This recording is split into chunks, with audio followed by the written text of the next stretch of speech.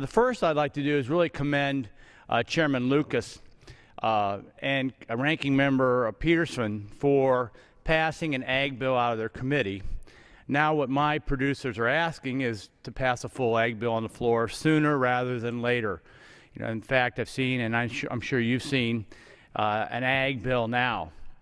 But we were successful today in helping mitigate a flaw in the last ag bill in ensuring that the livestock provisions and the insurance portion of the ag bill of 5 years ago, it wasn't funded for this last year, and as everyone knows, this is a very challenging year for the agricultural sector.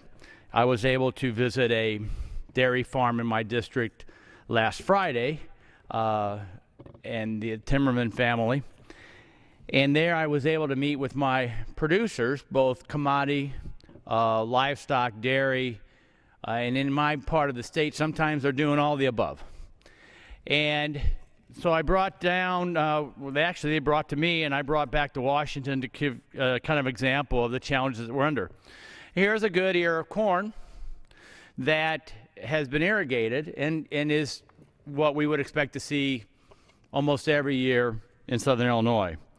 This was what came off of a stalk on the Timmerman dairy farm. And so this gives you, Mr. Speaker, an opportunity to understand the challenges that are faced. Now, in a dairy operation, like a beef operation, they're growing the corn to feed their livestock. So if this is what's supposed to feed their livestock, they're used to getting this, you can understand why passing this disaster relief portion to fully fund the ag bill to help them out is very, very important. Another producer brought this, which is the stalk and even a worse, well, it's not even an ear of corn. It's decayed, it hasn't formed, and that's what a lot of our producers are seeing in Illinois during this time. Now, our agricultural producers are a healthy stock, and they understand that the world is changing and that there are spending and fiscal challenges and difficulties. They're asking for a simple premise. They just want to be able to have an ag insurance product that they can rely on, that they can choose to buy into or not. They don't want to be placed in a position of having no ag insurance and then depending upon if there's a drought on disaster payments from the national government, as has happened in the past before we really had a safety net and an ag insurance program and plan. They know other provisions of the ag bill are going by the wayside. They know direct payments are going to go by the wayside.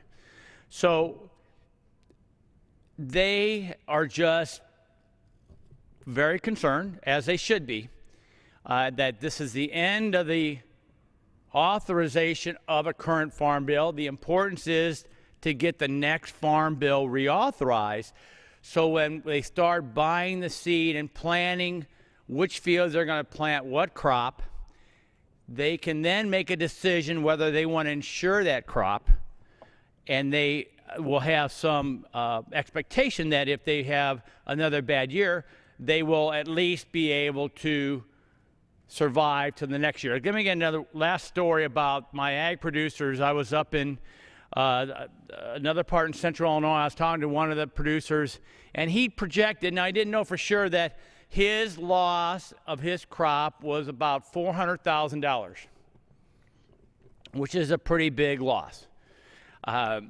With ag insurance, his loss is only going to be $200,000. Now, I know you, Mr. Speaker, comes from a business background. You understand, but I think it's very important to let the American public know that these producers are still going to have a loss even with an ag insurance product out there. They're not going to make them whole, but what they will do is allow them to give it another go the next year and get back into the field. That's the importance of an ag bill.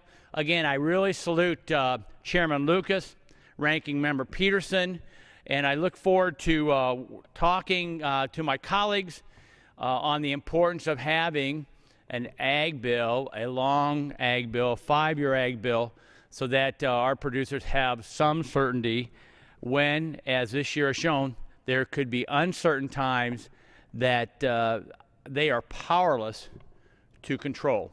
And if there was a private sector option, maybe we could have that debate of whether there should be ag insurance at all. But the reality is the only insurance product available is that in which the federal government will help offset some of the costs, let the producers have some skin in the game, and then let's manage these risks so that we can still have the safest, least expensive food supply in the world.